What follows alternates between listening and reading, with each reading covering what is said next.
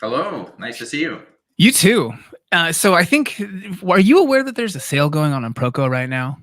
I am not, but I just was informed by that ad. Yeah, so right now today's stream is brought to everyone by the PROKO summer sale, which means that you can get 20% off all of the things that Stephen Michael Hampton has on PROKO right now, which I believe is a couple courses, correct? Yeah, one on head construction and one on figure construction. Okay. Nice. Yeah, you guys might be familiar with his book. Like I was telling Stephen, he's not. People have this perception that he was alive. He wrote this book in like the 30s, and so he's just some guy. Yeah, He was that guy. a friend of Andrew Loomis, but no, he is alive. He is still here. We're ready Right. to share his art wisdom with you. Yeah. Uh, so I guess what are we gonna do here today? Whatever people are interested in seeing, but head construction, thinking or talking about varying ways that you can construct the head, think through the head, construction in general, what how you use it, why you use it. But yeah, I've just been playing around with doing that to start, kind of building my planes and thinking about how to abstract the head. Okay. Yeah, I like this idea. Yeah, so for anyone here in the chat, if you guys have any questions, feel free to drop them in there. To the people to the one guy who's been asking for a non-live chat, I did it. Okay. if you don't come in here and appreciate it, I'm not gonna do it again. So yeah, what do you think that you would want to start off with as the questions kind of filter in? Really anything. I'm up for letting, anyone in attendance kind of direct the conversation today. Okay. All right. Yes, you heard it here. This is your chance to get a free lesson from Yeah. Stephen. I do so much lecturing and kind of organizing classroom. I've been lecturing for over 20, 25 years. So I'm actually excited about the opportunity to have something that's not linear. Okay. Yeah, rather than having to go through and show Yeah. construction. Yeah. Okay. All right. So the first question that we have here looks like it's from Pragya. Is this geared towards beginners or more advanced artists who want to learn more advanced techniques? So I think the construction course for the PROKO, the one we did together, it's a mix. I think that I would say it's beginner to intermediate because it does go from step one to step, organizing facial fat, which sounds sexy, you know, features, the composition of the face. So it's kind of both, right? It would take you from square one into something that's more completed, but at the same time, it's also giving you even like kind of down to shading. But everything that I teach, or when I teach, I'm very much interested in drawing as a language. So I think like my biggest hurdle when starting to draw was the idea that I'm not recreating a face. Like I'm not like that was my initial thing, was like I'm so uptight about this drawing. I'm gonna get every outside line and then I'm gonna fill it in because the goal is to recreate exactly what's there. And then like this, it just looks like some kind of melted monstrosity. So anything that I teach now it's drawing as a language. Like what is drawing? It's just line and shape and perspective and value. And so if we're not thinking about these things, then what are we doing? We're not, maybe we're not really conscious of the drawing process. So I think in this sense, like what I do is almost always geared at a beginner, because what you should be doing as a beginner is maybe just focusing on your like the basic mechanics of drawing and how a drawing is made. Okay. Yeah. I agree with this approach to this very much. I think if you assume anything, that is a foregone conclusion for a student, it's to their Right. detriment. Yeah. Okay. So we do have a bunch more questions. You guys are really good at this right now. Not every chat is good at questions. Oh, questions are good. So I'm not going to read this name. What do you think is the most important thing to learn about the head? There's so many things. That is a great question. What is the most important thing to learn? I think so. It might be a little bit misleading, but I think it's going to probably sound like a dodge, even though it's not intended to be. but I like a system. I think the most important thing to learn about drawing a head or a body or anything is some kind of repeatable system, so that you can you can learn it through repetition and commit it to invention, or commit some kind of workflow to invention, so that you can repeat, change, distort, modify for some kind of character effect, right? So that would be my big idea, or the kind of the first thing that comes to mind. Most important thing about drawing the head would be an organized workflow to create consistently. Okay. Um, what excites me the most about learning the head, or what I think is most important, would probably be like, I'm really into fat. I don't, Okay. you know, yeah, just facial fat. Do you think that this is the thing that excites you most about like invention or recreation from reference? I think that it's the most exciting thing for me, because I spent 25 years looking at anatomy, and now like I'm a super nerd that geeks out on like structural fat in the face. Mhm.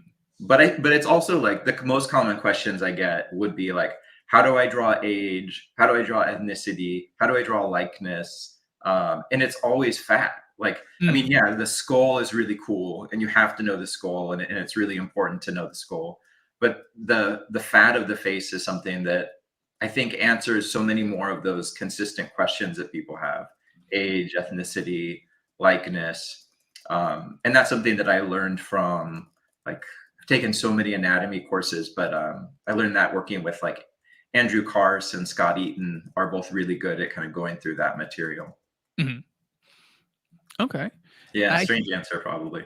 No, no, I think it's a good one. This makes sense. The thing you're saying is like to have a system to then be able to break things down with quickly rather than making it this really conscious effort every single time. Yeah, I mean, I think any kind of organized, repeatable series of steps is for me the best way to see consistent results and improvements. So like every step for me would be like, how do I organize and abstract the head shape? So to start that, that's a sphere.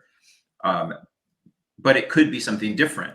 And so, like, I like a system that allows for the influence of other ways of thinking. So, like, is this just Loomis? No, but like, there's a lot of influence, and then you can mix other things in and pepper abstract rhythms of the face in, and so something that's, organized but open to influence, not like dogmatic.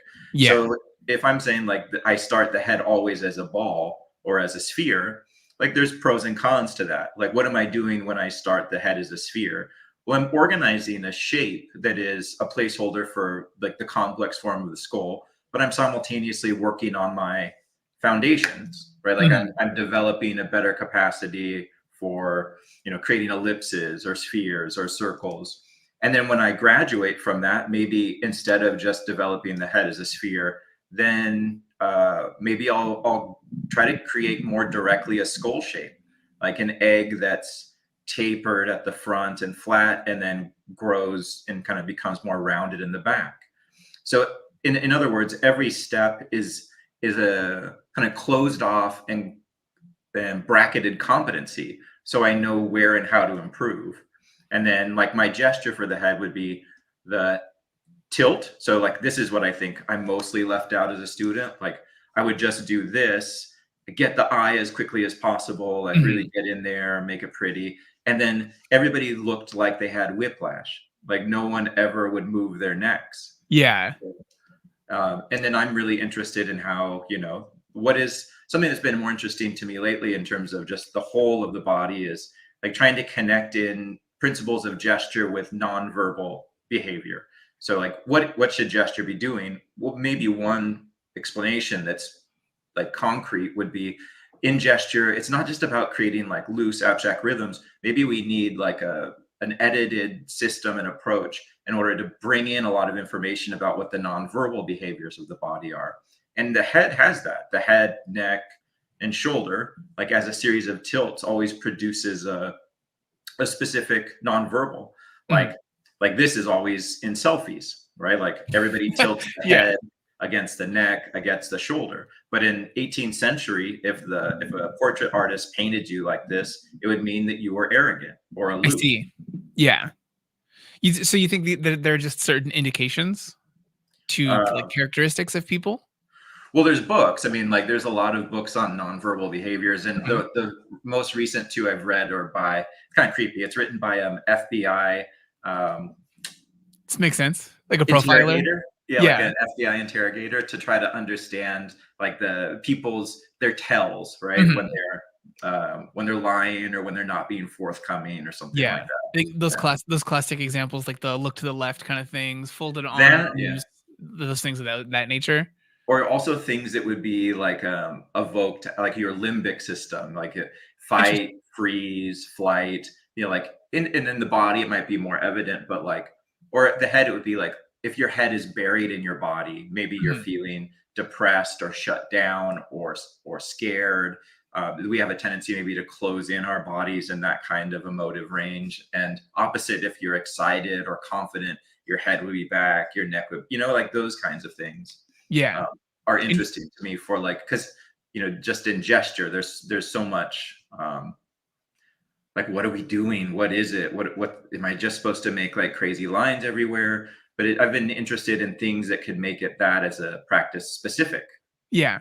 So do you think that, like you said, because you're at a place now with having learned anatomy, structure, gesture, you're kind of in that place now where you're really like getting into the nitty gritty of the fat pads and the implication of gesture? Yeah, it could be like I've done a lot of head construction, and I always love it because Mhm. I mean, the head construction for me is I'm never really too worried about the likeness. It's just the system. Like Hmm. what is the abstract equivalent of the head of what we see? And Mhm. so it's like it's almost just bringing the idea of the head like into line as pure idea, which is really appealing. But then the accumulation of fat, cartilage, all of these things, features, is the transition into the likeness. So maybe I'm just like feeling and like maybe now I'm just feeling confident there and kind of trying to move into something different. Mhm. Okay. Okay. Yeah, I like this. You're getting to explore more. But yeah, like Um, everybody else, I think I'm still learning or like trying absolutely. to improve or like, finding ththings that are interesting about, drawing still or trying to Mhm. stay entertained. Yeah, absolutely. I think that there's one question that I think comes up most often whenever we talk about drawing the head, drawing a person, starting from the head. And Rainbow Macaroon in the chat asked this one: How do you structure the head at different angles, specifically from above or below? And I think Mm. it's up to you if you want to take this one in more of like a quick sketch kind of approach, Mhm. or in other ways that are a little bit deeper. How would I structure the head from above or from below? Hmm. I would do it so like these four steps would be head, tilt. This was like as we were kind of to build off what we were talking about earlier, if there's a gestural stage to my head, it would be my opening steps, which would be all positioning. So the way that I think about this stage, there's only four things we can really do to the head. And so I try to organize all these things here so that any later effort is just embellishing or developing them. So it'd be head, tilt, and then jaw. And then the last thing I would do is perspective. So the head would be, I talked about it here, but it could be a sphere, it could be a skull, or if you're like more interested in character, it could be something cartoony that might start to push toward some kind of more abstracted shape that gives you character psychology, like a square or a villainous triangle or, some Hmm. kind of cute character, so I think that this system, I always try to find the system that has the greatest flexibility, like something that isn't rigid or, I understand that like something that's systematized can produce consistent, reliable results, but I don't want them to be affected by style. Like I want it to be open-ended enough that they can be generative. So like I would always do head and then tilt that. So if I'm gonna draw something from above, I would do maybe a leaning head, maybe it's bowing, but never just the head, right? Because I don't want a head just floating in a white void. So neck, maybe shoulder. I include the jaw. So my jaw shape is always, I try to think of it as just a third. So a third of the whole. So that would mean that in terms of a proportion to the head, I'm thinking this unit is 2/3 skull, so 2/3 this much to 1/3 jaw. And then, so then the question would be, does it always have to be that? Is that set in stone? No, Mhm. this is going to change. So if you're under the head, which we could start over here too. So if I do a head shape here, and then let's lean it back like it's looking at the sky. So this is a two-dimensional assessment, two-dimensional assessment, two-dimensional assessment. Now, if I add my jaw here, maybe it breaks that ratio. But I like having an average or a norm, right? Because I can hold this in my head, this ideal, and then Mhm. anything that varies from it, I could just produce that variation in the drawing. So maybe that goes up here, and then I just relate that back to the head for something that would be seen from above. Maybe it stays constant, or maybe it gets slightly slimmer.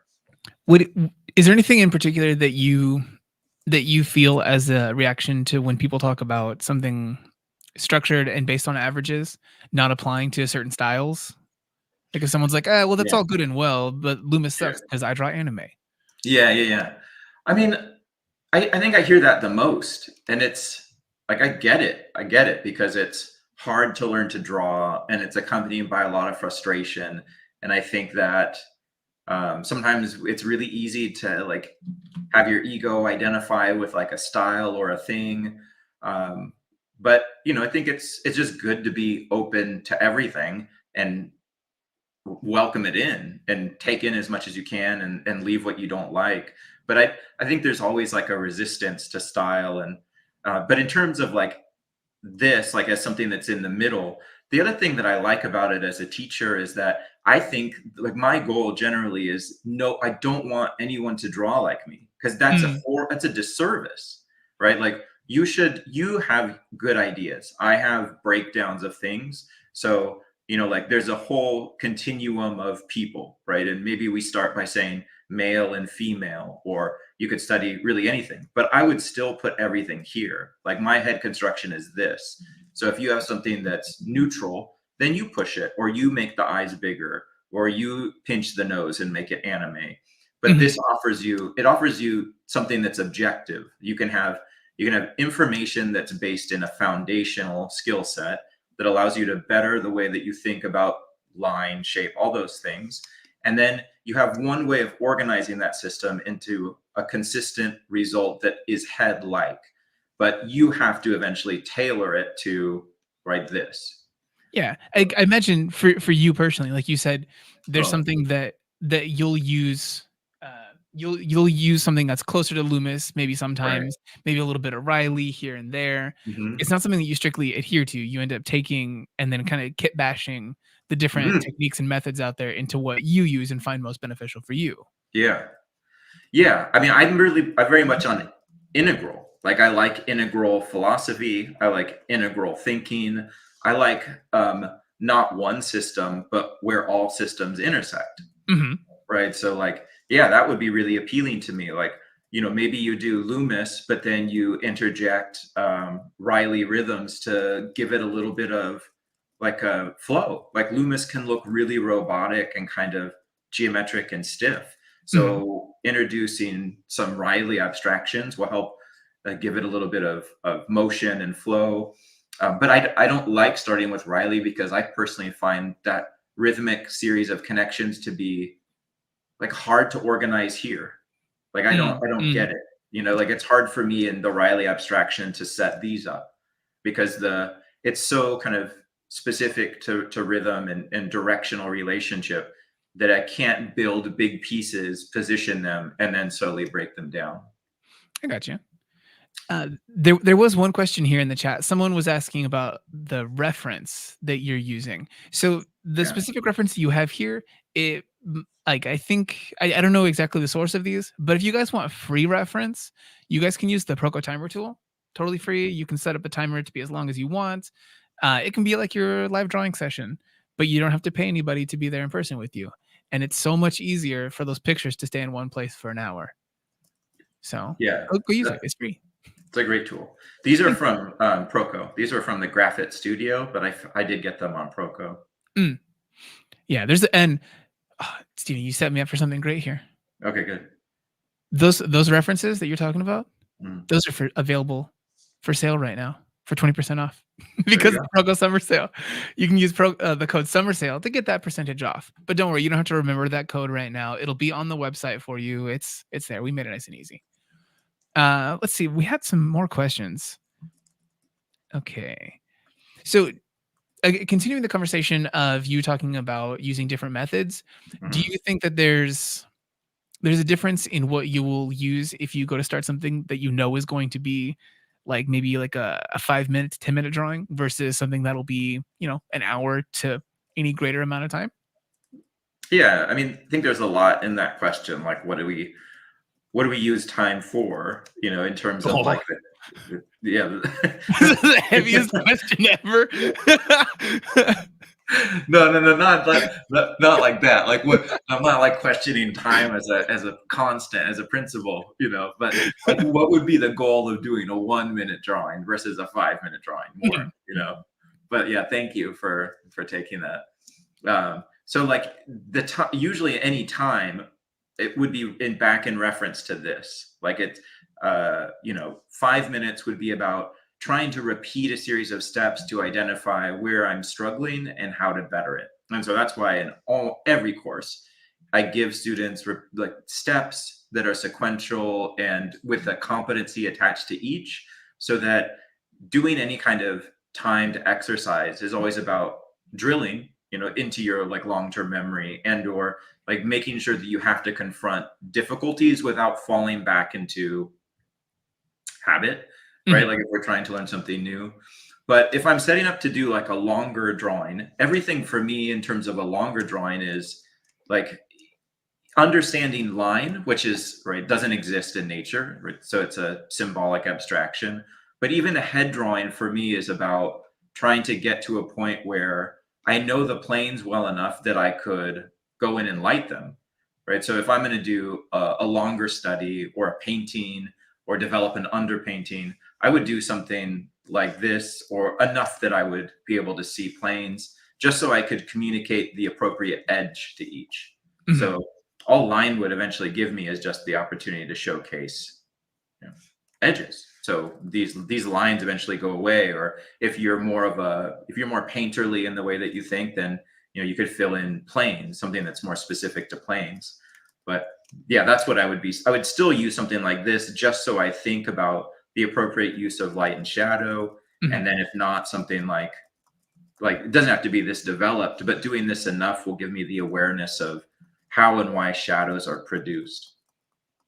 Okay. Is there any sort of drawing that you find yourself doing most often, something that's shorter or longer? I mean, right Mm, now you get to choose. You are the arbiter of how Stephen Michael Hampton spends his time making art. mhm, So do you find yourself gravitating to one more than the other? mm. I don't know. It's a strange question, maybe a little depressing, but that's mostly what I have to offer. But I don't do What a is lot. time? What is time? No, I mean, I don't do a ton of drawing for myself. Mm, Like I do so much teaching. For most of my life, I've taught 40 plus hours a week. And that's a lot. So when I get home, when you get home, you're not itching to host a live stream, it's I'm true. sure, Yeah. or anybody else that's the same. So like, no, and that's, I mean, in the past, maybe, yeah, but I think now, like, I'm looking for more balance. But I Okay. think, I guess if I made it less personal, I guess I'm more interested in direct drawing, like not having to spend so much time putting in the construction, because I'm so used to doing it for other people so often. Mm, mhm. Yeah. Okay. Uh, there's a question about something from one of your books. I think they brought it up a couple different times here. Let me bring this one up. All right, so Rivers Torres was asking, can you go into more detail about the keystone you talk about in your book and how it relates to the proportion of the face? And then they said thank you. Oh, yeah, yeah, sure. So the keystone is the glabella of the skull. And so I think, a favorite thing or something I like to do is, draw more skulls. I Okay. think that's it's interesting now more to me than it was in the past. But I actually really like the PROKO skull. I think it's Thank just you. an interesting idea to make a skull based on the Loomis head, and then it's fun to draw. It's a good size, all that kind of stuff. Do you have a ProKo skull? Yeah. Perfect. Wonderful. Yeah, so I like this one. I think it's great as a reference. I like all the stuff about the tripod, and yeah, I always have it on my desk. I have a few skulls. I have some from Anatomy Tools, only because they make really small ones. So you I see. so those are a little bit easier to carry around. I really prioritize, how many skulls I can carry at any one time. Because it's not at all disarming when you just pull out a human skull out of your pocket and start looking at it at every given point. Oh man. But yeah, so that would be the keystone is the glabella, which is this central space around the area or between the eye sockets. So the keystone it's a pretty rigid shape in the way that I present it and show it in the book. So you could find a lot more, like something like the Riley rhythm would maybe temper that and give you a prettier, more face-like shape by thinking of curves or longer rhythmic associations to other areas. But I like it I like simple, graphic, recognizable shape because I can remember it. Mhm. And it's easier to start out again from that idea of an average, like an easy abstraction. And then I would pinch this, right? So maybe like if I look at a female skull, then maybe that's slighter and more narrow. And then now you're not just doing a skull study or a glabella exercise. Now I kind of feel like you're creating like character design. Mhm. You're establishing or designing a shape and then giving it a range of gestures. So I always look for opportunities for process to dovetail into like competencies or qualities or building out thinking of drawing that would apply to like numerous fields. Mhm. But so the proportion for me would just be it's at that halfway point. So again, like I made a video on Instagram that was like the subject of which was I hate proportions because I hate math, which is just true. Like nothing math oriented ever made sense to me. Mhm. Numbers, like I'm very visual. So in order to understand something, I have to see it. But then I regret it every day because all I get are comments where people just say, that's still math, right? And then yeah, I do understand that this is still math, but It's I just would different. it's just the simplest version of math my brain will accept. Yeah. Like, it's not 15 eyes wide or 20 eyes tall, or, like if you study with Andrew Carse at Anatomy Tool or get his Skull DVD, like that's some breakdown. Like that's a different seriousness in terms of organizing the skull into planes and geometries and measurements. Mhm. So relative to what I do and how I think, I like this. So brow, chin, nose is half or bottom of the aperture. Half again would be the bottom of your socket. And then halfway again would be the bottom of that keystone or glabella, and then the eye or center of the eye. And so then people will be like, well, that's not because I looked at my face and my friend's face and that's not what we look like. And I do understand that. So again, this is my average, but Mhm. it's like, I think of it like the beginning of like Fallout or Mass Effect, where you can Mhm. customize your face and you could push and pull the vertices around. Yeah, like that. Like you could still push and pull and move and tweak and reorder and distort. Like, but if you have somewhere to start from, it just seems like to me, it's more helpful. Mhm. Yeah, no, I agree very much. Yeah, I think if you have to reinvent the wheel every single time, it makes Right. something much more complicated. If you know you can start Right. from something and pinch and push, Yeah. that makes it much more simple. I do. I am curious about the reaction of the people here in Yeah. the chat who might be more like they're just drawing directly what they see, like lines for contours and stuff. Yeah. And then to hear you say, "I don't like math." Yeah. Anyway, here's my like my chart about the proportions of the face Right. and Right. how they perceive that one. Um, Yeah. I do Yeah, think. I think people like proportions a lot, and I mean, probably to my detriment, just don't. Like, I just, it's harder for me to hold in my head difficult ones. So I get a lot of pushback on that. Yeah, I agree with your approach very much on this one. Making something a lot simpler and then working from that basis is good. There's a Yeah. reason that cookbooks also do this.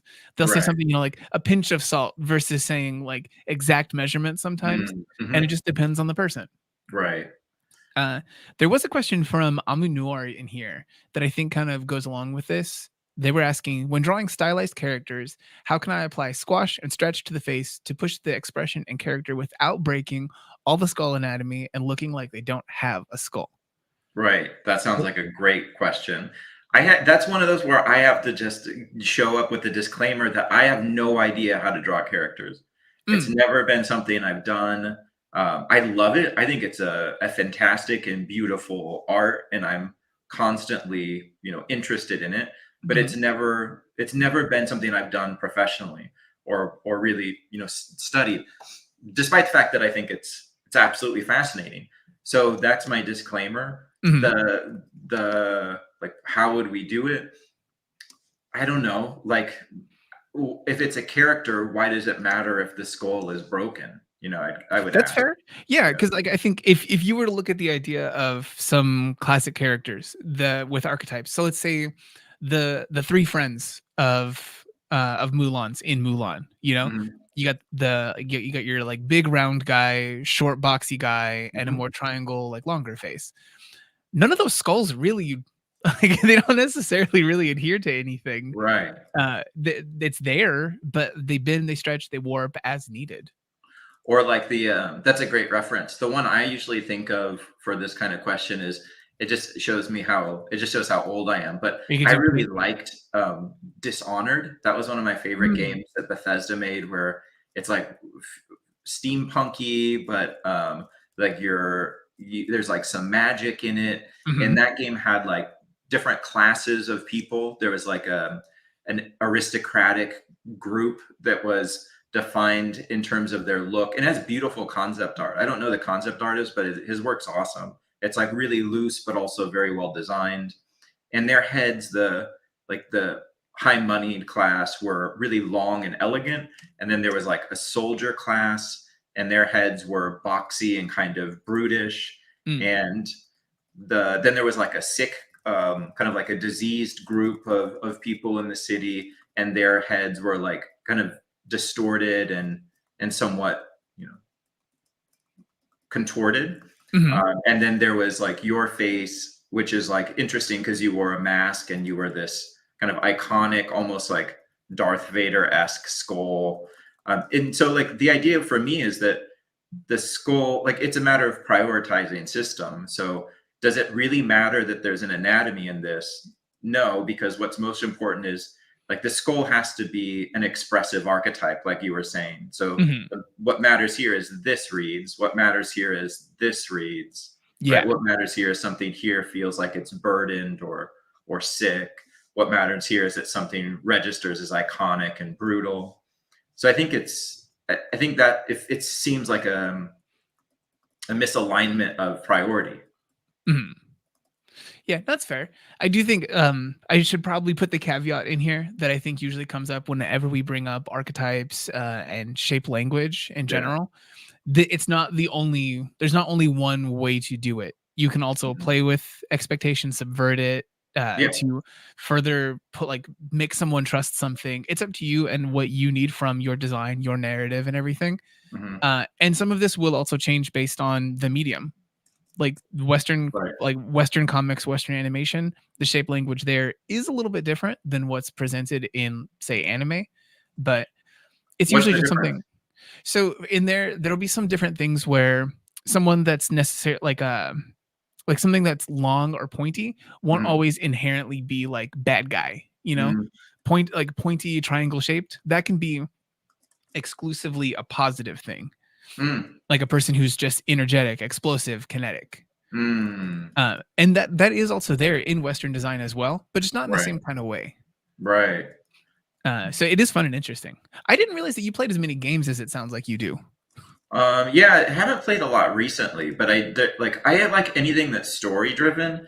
Mm, Like it's like a long kind of experience. I don't like things that are multiplayer because I'm like probably very antisocial. I'm with you. I'm also just not as good at those games as other people. Yeah, So when they start like shooting me a whole bunch in the game, I'm like, well, it's not fun anymore. yeah, yeah. So yeah, let's see. I think there's some other questions. I don't see one that necessarily connects directly to what we were talking. So I'm just Mhm. going to pick up a new little through line here. Joe Pulser was asking, what is better for a beginner artist, studying from other drawings or from photo reference? What do you think? Mm. Is there a better?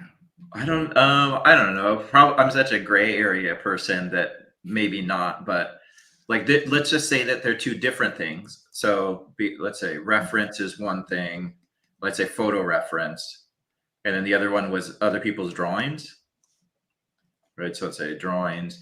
So I think if you're a beginner, the most important thing is that to have fun, like enjoy it. Like there's going to be enough prohibition, like don't do this, don't do that. Mhm. You know, you're gonna feel frustrated or whatever. So I think it's most important to just go with what you enjoy. So if you're really into somebody and you want to study their drawings, then just do that. But do it in a way that is like productive. I think there's a way to become passive where we just like I see something that someone else did, and this is how I started to draw. So I started to draw seriously in the I always liked drawing, but I started to draw seriously in the 90s. And my favorite comics were all Image comics. So Mm. I studied a lot of Rob Liefeld.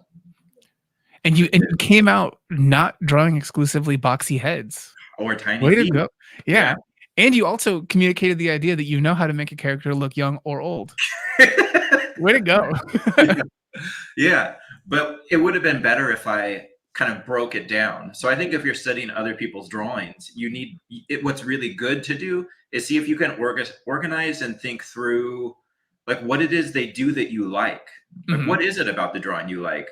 And maybe just kind of going through and copying is a good way to learn that. So like, you know, what is Rob Liefeld good at? Well, he's like at that time in comics, I would say that Image is really like it's a baroque moment in comics, Yeah. right? Because it's all about explosion and effect and irrational, you know, proportion and movement and positioning, in contrast to like classical comics where everything is kind of idealized and statuesque. So like maybe you study the hatching, and maybe the hatching is something that you could take away that's Mhm. really good or productive.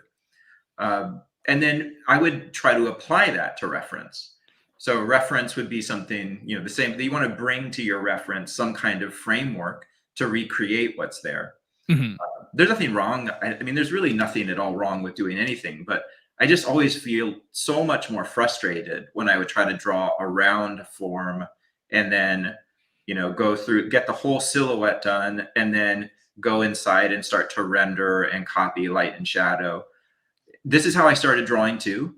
And so the frustration that I had with it was when I didn't have reference and when I went to a life drawing workshop and there wasn't a 3/4 light source on a model, I was totally screwed. I didn't know what to do because I didn't understand what was there. Mhm. So I think a good way to approach this is draw in a way where you can learn like what the reference is. So draw to understand.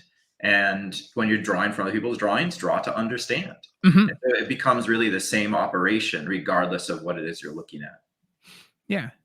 I would be remiss if, while we're talking about Image comics and everything, if I didn't say that later today we're streaming with Ryan Benjamin. Oh, that's Uh, great. yeah. So Yeah. if you guys further want to hear about some more of those things that you can take away from how people drew at Image, Yeah. Ryan will be here 2:30, this same channel, or Twitter, whatever thing you're watching this on. It'll be in all these exact same places.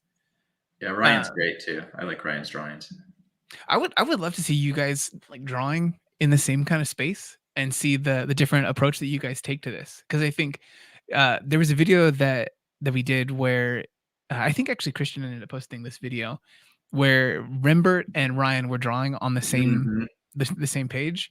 And I think it modified the approach they each took as they were like kind of like getting this like osmosis energy off of each other. That's interesting. How cool. Yeah, it was a fun one. Uh, this one isn't so much a question, but Preston says, "Hey, Steven, it's Preston from your brainstorm class from a year ago. Just wanted to say hi." Hey, Preston. Nice to see you. Nice to hear from you. And then I'm going to go to the Bosman himself, Patrick Bosworth from PROKO. In a three-quarter view, are there any particular rhythms or systems that help you place the features on the far side of the face more believably? Let's see. Let's find some room. More believably. I mean, it can also be that you think, no, don't do that. Draw it less believably. It's jazz, baby. I think like, let's see. So like for this one, I think the things that are most important to me would be treating this part of the face kind of like just a series of overlaps. So so here there would be a lot of proportional associations we could make, like the side of the nose lines up with the corner of the eye. The center of the eye is sometimes helpful to place relative to the corner of the mouth, Mm. right? So like, and those things are harder to do on this side. I mean, you could probably still do them, but like here, I can't really see where the corner of the eye might be inserting. So I do on this side of the face often find myself departing from formula and maybe veering more into 2D, right? So the mix or sampling in more of a observational emphasis at this stage, but something that's very much based in like a push pull of plane. So if this is like the outside, let's say that's the outside of the face, there's some kind of through line there, then I always think of forms pushing out or subtracting in. So like this could be the brow developing out, and maybe at this stage I'm kind of focused more on the shape of each. I'll definitely have the nose in at this point, so that becomes a useful gauge as something to cite against or with. But it's still pretty formulaic in a sense because it's the profile of the face will always be asymmetrical. So it has to be out, in, right, all the way down, unless you're choosing some kind of style that would depart from that. Mhm. So the only thing I would make sure to do here is just create the overlap. So that's going to be behind, maybe the eyes in front, the cheek as it comes forward is behind that, then that. It's like making a little landscape. And the nose would Yeah. be in front of that. It's important to have that overlap to give actual depth. Right. Do you find yourself choosing to design those shapes more often when you're drawing something, or do you try to adhere to something that's a little more specific to what you expect in real life? I mean, what is time, right? I mean, like I don't. So I think that's I'm going to be antagonistic and just say I don't think that I think we're always designing. Like Mm, anything that I'm seeing is coming into my brain and then down into my hand through a series of choices. Like so, it's filtered.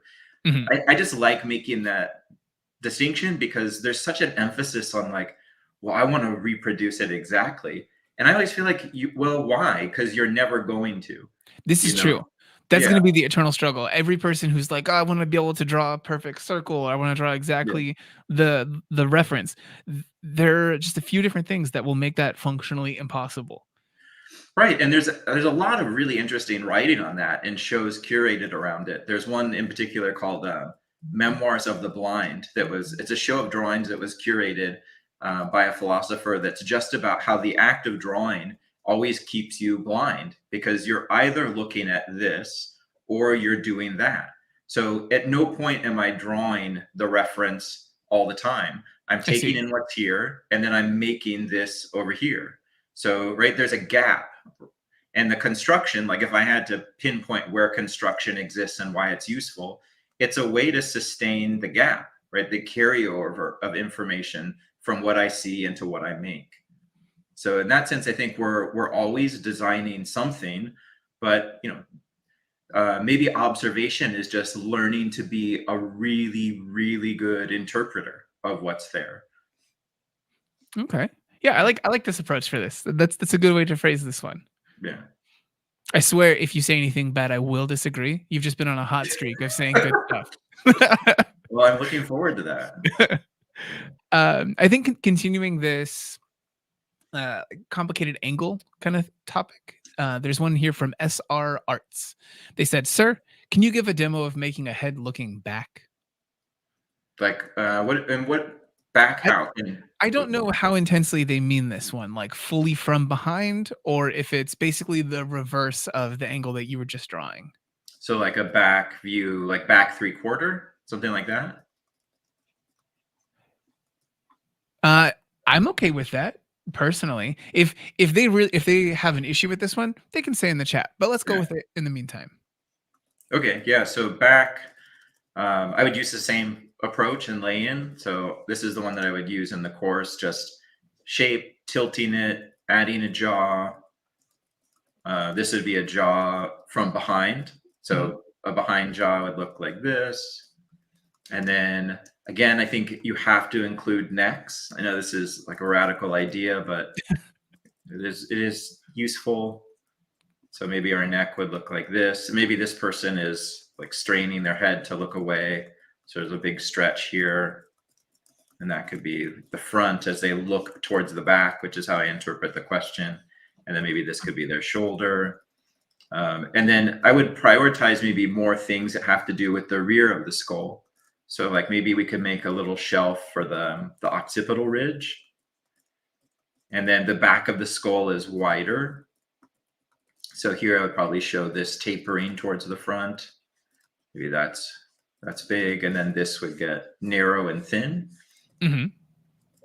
And then just what we talked about above. So it's kind of a nice carryover from that would be, because it's going to be harder here, you could still do your proportions. Like here's my brow to chin. So I could still do like half, half, half, and then I do thirds for mouth, but we would do less of a build out. So maybe like a little bit for the brow, just slightly back for the temple. Anything profile or turned away, I see a lot of triangles, Okay. right? So I use a lot of triangles for that. And then maybe there's just like a little bit of a nose shape. If somebody's looking back, that's a triangle. The underplane would look like a triangle. The mouth would look like a triangle as it starts to overlap behind the face. Chin might be more triangular. And then other things I would pick up on might be like, I like showing the canopy of the jaw for these views so that we have that connection from under the chin into the neck so that we don't get like a blobby head on a disassociated neck or untethered neck. Ear. So it's good to show the ear from the back, and the ear sits on I always think of it as like a cup with an S curve that's twisting. So we do like, that would be my design. So that's my idealized shape of the ear from the back. Mhm. So how would I see that? Well, maybe it's not turned away enough where I would see the cartilage that the ear sits on. So maybe I'll do like a C curve. When I do a C curve to start my ear just as a placeholder. Mhm. And then I've been thinking of ears lately. I think a lot about ears, Stephen. I want to go through and pull so many quotes from this stream. Yeah, it's really upsetting. But then I think about each person's ear seems to be built off of 5 planes. So the lengths vary, but I can kind of, in most cases, generalize 5 planes, right? So I might start with a C and then begin to customize that shape by like inspecting more, like I like to just walk around and like really just stare at people's ears.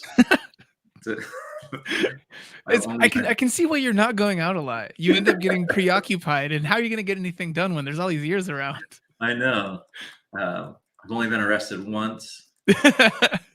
But luckily, in your state, ear looking's not a chargeable offense. No, it's not a punishable offense.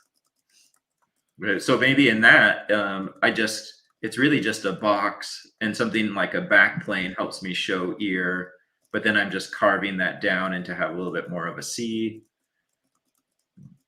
And then so just really kind of thinking about ordering and organizing plane, Yeah. showing more of the back, and then muscle always helps. Like, I definitely do. I think that the way that you're presenting the ear, it's an extension of what you were talking about with the nose and cheekbone and all the triangles from the front side. Mhm. They're an extension of the same kind of thing. Like you want to see the depth, the implication of something. Yeah, sure. Yeah, definitely. I'm definitely always in my construction method looking to highlight the perspective qualities. So taking everything that's there and then trying to present it in a way where I can move it around and see it in space, exist in space. Okay. Is there anything that you think you want to add to your discussion on drawing the head from the back? Mm, Because no, I feel like that's the majority of the things for that one. But I also don't want to interrupt you on this one either. If you're no, I really think on a tear about drawing from the back of the head, I think we're good. What okay. else is there to say about the back of the head? Yeah, it's like, well, do you want to talk about the ear at all? No. No, Okay. I think I'm good on the ear. Might have We'll, we'll said too much, even. we'll schedule a different 2-hour stream for the Thank ear. you. Yeah. Really give it the time that it deserves. I guess in keeping with that, Stephen, how do you keep drawing fun, especially for studies? Oh, it's so hard. Do you find that you choose what to do studies on in kind of like chunks, where it's like now you're going to spend a bunch of time looking into that, like the gestural, like the nonverbal gestures that you were Mm, talking about, spending time with ears, eyes, anything like that, or is it kind of a different yeah. purpose every drawing? How do you keep studying fun?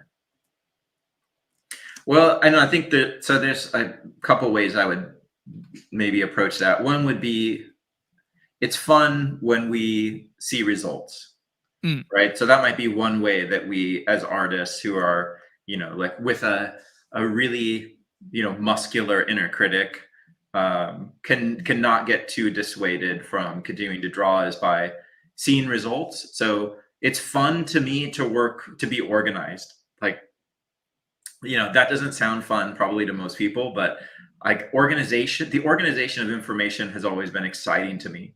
So that helps me to feel like there's a plan, that I know what I should work on, and then I get more consistent results. So I would mhm, say like having a plan when you're making a study, like having a goal, having some steps to get there, that kind of thing.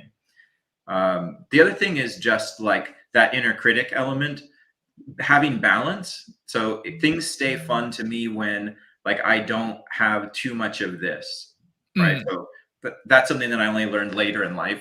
But I think that this it's really good to temper this. So I would say if you're doing studies, make sure that you are always just as vigilant with recognizing your wins as mhm, you are being aware of the things that you have and encounter as pitfalls.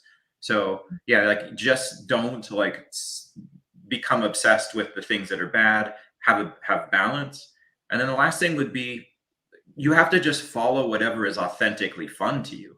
mhm, So like don't do something that I said because it's what I said. You're going to get burnt out. You're not going to have fun.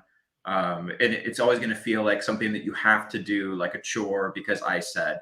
So do what you like. Like if you're interested in ears and like the luscious subtle curves of a lobe and all that fun stuff, go for it. Or if you're yeah, really into eyes, to like study eyes and find new ways to break them down. And like so I think you have to there's things that are necessary for staying organized and developing, and then there's really highly personal things that are also important to recognize. mhm, absolutely. Yeah, I think that was incredibly well put. I definitely make sure that you're not just trying to do something because someone else did something. Yeah. Like one of the things that I think is a common point of discussion whenever we do a stream or there's any video or anything with Mhm. some new instructor or a person that people haven't seen on the channel in a while, Yeah. they'll bring up a few different things as like so reliably. Mhm. So what tool are you using? What program are you using? The something about the specific method, like Riley method, Yeah. Loomis method. All of the none of those things necessarily is right for you Mhm. as a student, and I think recognizing that the methods, the knowledge that a person has, their approach to something, their tools, any of those things, just because you like someone using those things doesn't even necessarily mean that it's the thing that you want to do, that you want Right. to Yeah. make. And I think it's important to keep that in mind as you draw. I agree 100%. Let's see. Someone said they're calling the ear police. As, as we went over, not an offense that Steven can get charged with. Right, right. Well, that's good news. That's good news. Mm, okay. So you mentioned that this was something that you said that there was a certain type of construction that you would use that was in the course when you were drawing the head from behind. Mm. So what course was that? Oh, the head construction course on PROKO. Because Tell if me, you tell guys me more like, about this. if you want, the things I sound like they're appealing, I go through all my steps. So there's probably like this would be the gesture, but there's probably like I think 9 to 10 where I go all the way through features, and then at the end we do a little bit of light and shadow. But it's this same methodology, trying to get the head posed and constructed, and eventually give you something that allows you to work from imagination. Mhm. Okay. Yeah, thank you for that. Yeah, You can save 20% off on that right now. nice. Uh, this one actually I think connects to a different thing that you've got here. Someone was asking, Esteban was asking, any tips on connecting the head to the neck to the body? Definitely. You're not just a head construction guy. You also have a course on other things on PROKO. Yes, I do body construction, which yeah. So I think that is another good question for like back to here. So I think that the most common issue I see with people when they're drawing anything, so let's say just say connections in general. I think people struggle to connect things in bodies or heads. Mhm. So like eyes to sockets, or necks into heads. So one of the things I've been doing more recently since starting to teach foundation drawing, like surprisingly I don't just teach figure. I've been teaching a lot of beginning drawing, foundation drawing, and because I want to, because foundation drawing or beginning drawing is where I can revisit the idea of drawing as a language that isn't subject specific. Like, Mm. teaching figure drawing for so long it's great and I've been so fortunate, but it's also limiting because you're just looking at one subject. I see. So in revisiting this, I think the most important thing is connecting forms, and so that's where you can take any like dynamic sketching class, which all originated at Art Center. And Peter Hahn is really clear about his teacher, Norm Sherman, having been so influential. But he's the guy that originally taught all the VisCom classes, which is Mm. how I think drawing should be taught. It's visual communication. But a lot of those exercises are just about playing with random forms, crisscrossing and intersecting, and then reconciling how one attaches to or inserts into another. So Mhm. like maybe this cylinder, kind of inserts here, and then, like this egg comes about that far into it. And so you're just in an abstract way thinking about the sculptural use of your primitives, right? Mhm. So I think that's at root of most problems, right? Or most issues in drawing is how do two things intersect or meet or create connection or transition, and that is the the underlying skill in tying a head to a neck to a rib cage, because it's not a head, a neck, or a rib cage. It's a ball or an egg, Mhm. and a tube. Whoops, and another egg. So Okay. if this is head, neck, and rib cage, here's our three main masses, and we go back to this back view. So the most important thing is how do I get this to meet this? So if this is a neck, then I need to plug this neck into the top of this egg in a way that creates compromise. So that's always done with a wrapping line, and I usually make that wrapping line um, work to the dominant form. So whatever is in charge or the biggest one is, that wrapping line is going to have to break and adhere to it or continue to describe it. Mhm. So there's a wrap. And then the other thing that I always try to do for this is create an overlap like we did on that profile of the face. So this will plug in to the rib cage if I show some kind of spatial hierarchy. So front, back, or same thing here. Maybe this kind of comes in and then comes around. And if this is hard, then you could drop it back a step and say, well, what I should really do first think about is what is the, like if I created a wire mesh, what is the surface of that original form? So Mhm. that rib cage is like this, and then I want to put a neck in there. So maybe I'll create like a plane, and maybe that's just easier at Mm. first to reconcile. To help you kinda, So- like, just know exactly where that plugs into the other. Right. And then you could make the neck a box, but it'd be a little extra work. So instead, maybe I use that plane, which I now have set up, and then bring the egg, and then just create an ellipse in the plane. Nice. Yeah, I like this idea of creating, like, actually placing that plane. Yeah, I think it's fun. It could be fun. Yeah. Yeah. Yeah, I think that the reverting to primitives, I think, is something that, it becomes this massive piece of wisdom where you're like, "Oh, no, I can finally do everything," you know? Right. And it's true. Hmm. Because, like, I mean, as a teacher or educator for so long, you want to be able to give people what will be most generative Mhm, to give like whatever ideas they possess, like the best possible opportunity of being produced. So like a style always seemed anathema to me because that would be someone else's idea that you've kind of been burdened with that you're going to now have to kind of unravel and move away from later on. So I mhm, was always really anti drawing in someone else's style. Like, and I don't have any examples, but I just think that at art center when I was a student, like illustrations fads would go in and out, right? yeah. And it just seemed dangerous. Like you get good in a style or a fad, and then you have to reinvent yourself.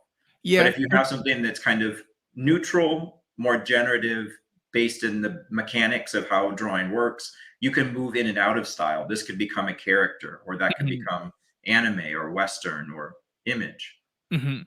Yeah, absolutely. Yeah, I think that that's kind of it's a really good example for that because there are so many things that if to keep it to just comics even, there's the idea of what looks like an old style of comic, you know? Hmm. It's very immediately visible what is Right, something right.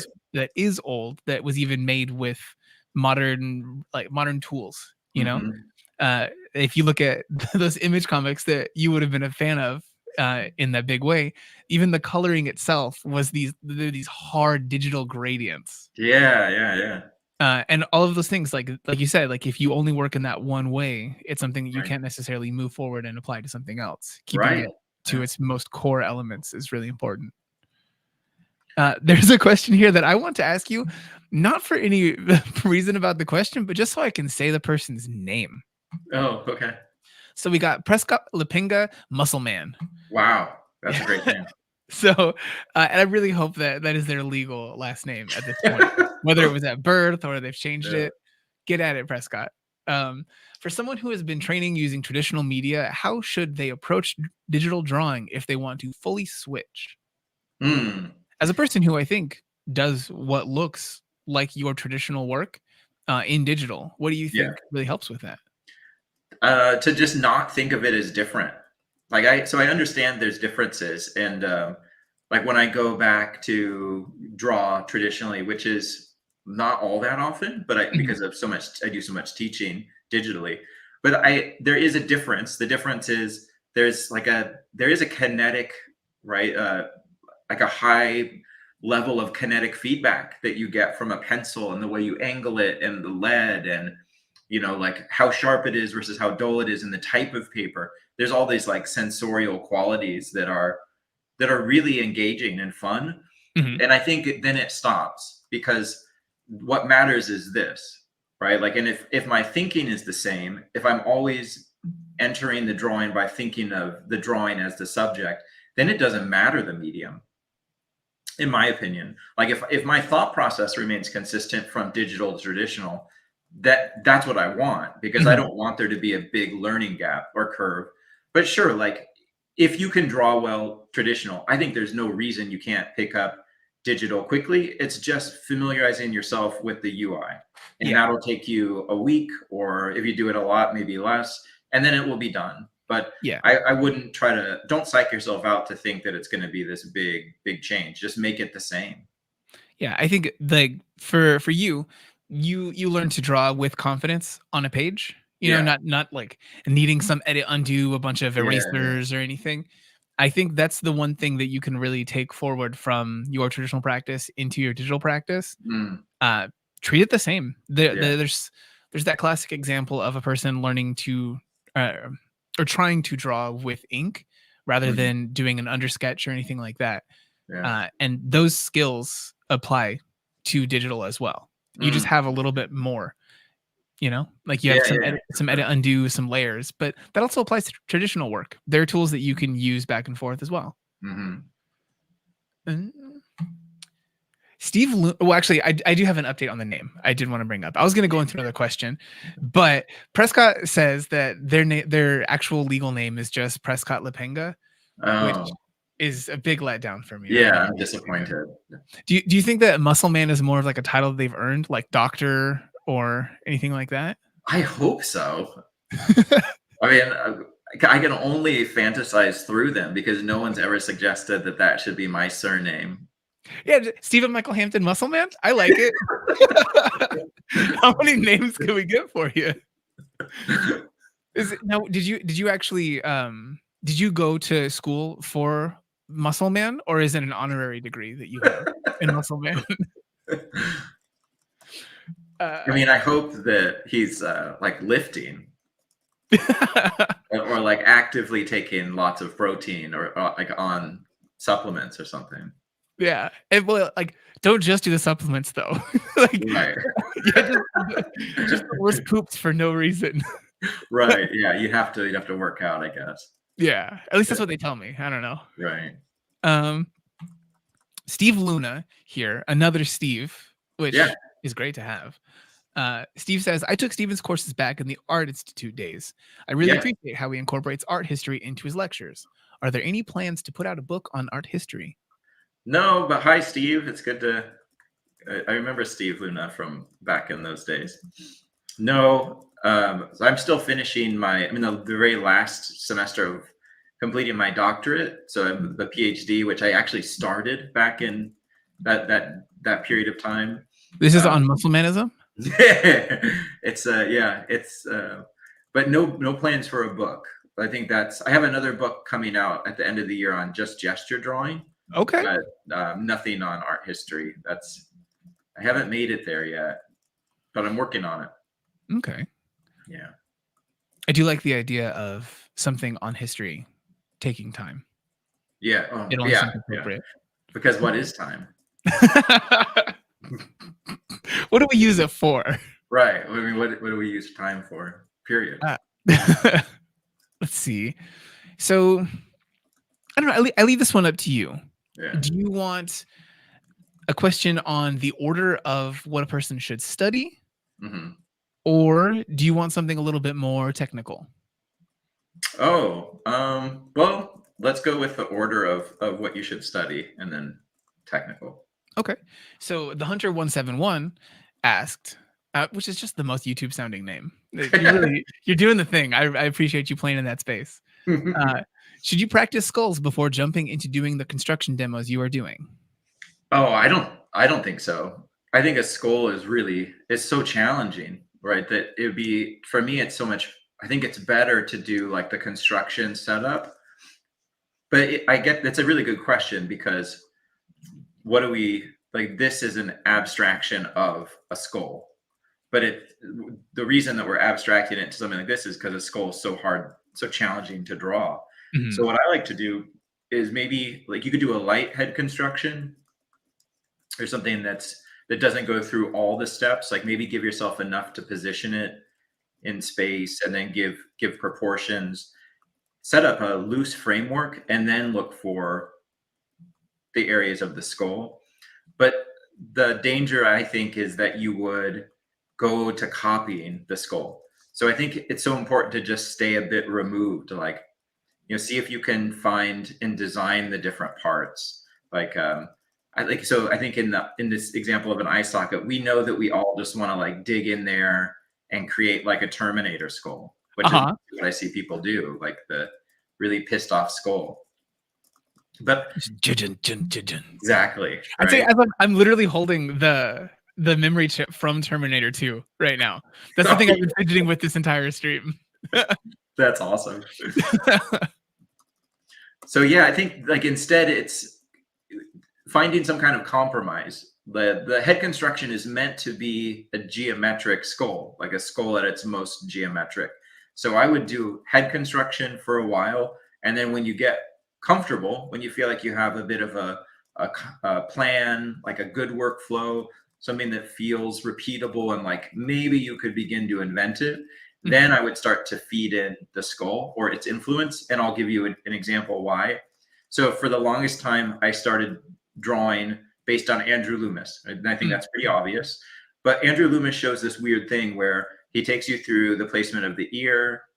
And then from there, you do a big rhythm all the way down into the corner of the chin, which is really interesting. And it has great application because it makes like the front of the face read as a different plane from the side of the face. It's a good place to look for light and shadow changes because the face begins to roll here due to fat or muscle. But I was totally confused for years because I thought that meant the cheek started at the top of the ear. I see. Right? So it would have been a good idea for me later or earlier to study the skull and add the skull into this and compare the two. Because then I would have found like, oh yeah, well, that's so weird because the cheekbone starts down here. So it doesn't make any sense from like a skull point of view that we would abstract some kind of rhythm line from the top of the ear. So that big rhythm line would be more about, finding a total quality of plane change through the face. So yeah, that would be the way that I've studied it, or how I've thought of incorporating the skull into the construction. It'd be like a way to test any head construction method to see to what extent the skull is present there. Okay. Yeah, I like this. Yeah, like it's one of those situations like you don't know what you don't know. Yeah. So Yeah. once you actually start having a better grasp on the structure, it's nice to then be able to go to that next step. Right. And then maybe you kind of leave and depart from the setup work because you can now just imagine the view and the drawing of the skull without all of the understructure. Like, and I think that's worth saying too, real quick, is that the goal for me is not to teach people to do every step all the time forever for the rest of their lives. It's to do this step well enough and understand it so that you don't have to. Yeah. That's good. I fully agree. It's not something that you want to have to do every single time all the way. Right. Like my head drawing course is not called like Forever in Purgatory, constructing the head, where you like forever need to do all these steps. It's to give you a working process so that once you integrate it or understand it, you don't have to do it. Now, did you want us to go ahead and like TM copyright Forever in Purgatory, draw the head just in case though? Yeah, that's going to be my art history book. Forever in Purgatory. That's good. I like this idea. All right. I did, as mentioning your books. So there's one more update from Prescott Lapinga Muscle Man. He said, I do the gym a lot, so people always call me Muscle Man. Right. I think really adhering to one name can be a problem. I have to refer to you as Stephen Michael Hampton every single time, but this is not the way that you would really get referred to in your daily life. Right. Like you go to Starbucks, you don't tell them, call me Stephen Michael Hampton. No. If someone runs into you at Lightbox, how would you want them to refer to you? Muscle Man, probably. Yeah. This is the last response I expected. Yeah, that would be. I'd prefer that. But yeah, do you want Stephen or Michael Hampton, or what would you be looking for? Yeah, so my first name is Stephen, and that's how my friends and my family and people I would even interact with in classes call me Stephen. I wrote my book and then used my middle name, which was Michael, when I self-published it in 2009.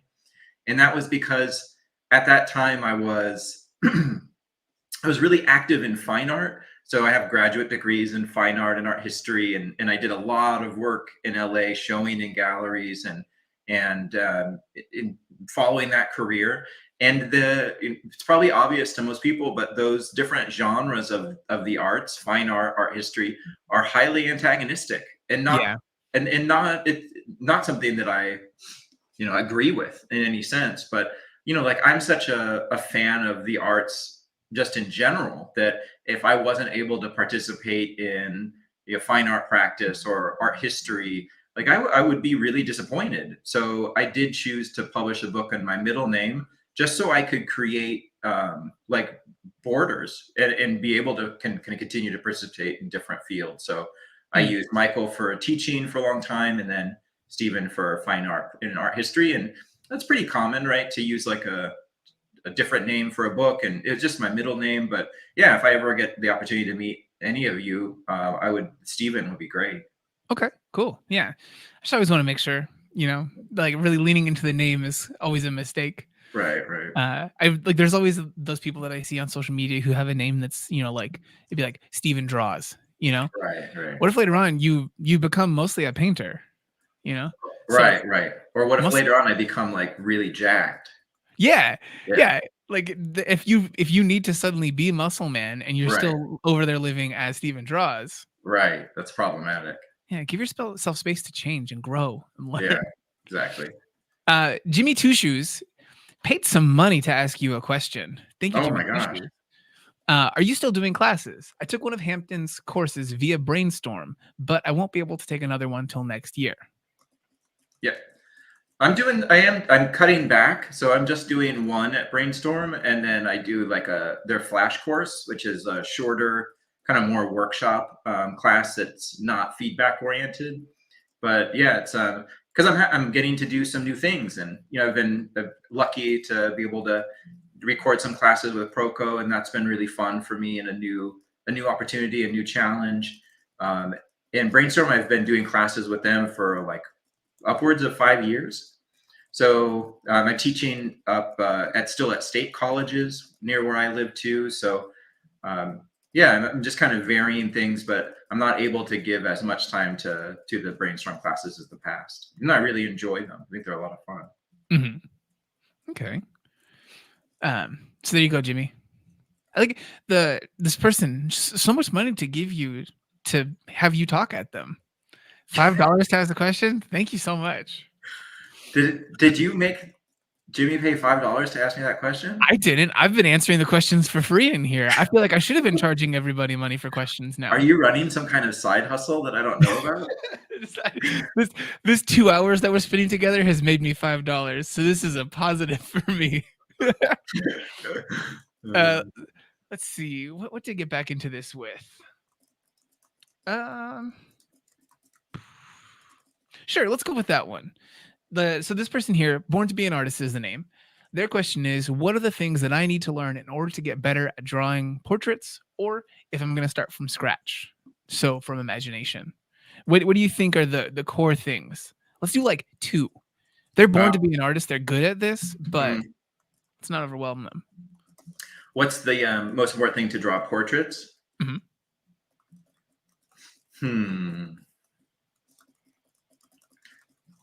I don't know. I guess like the boring answer would be like getting really good at this area. Like the keystone would probably be the best area to study and become really familiar with, because I think most studies show that we spend the majority of our time looking at faces here, and then any kind of rapid tracking or visual eye motion outside of this would just kind of scan. I see. So likeness would probably be dependent for that area.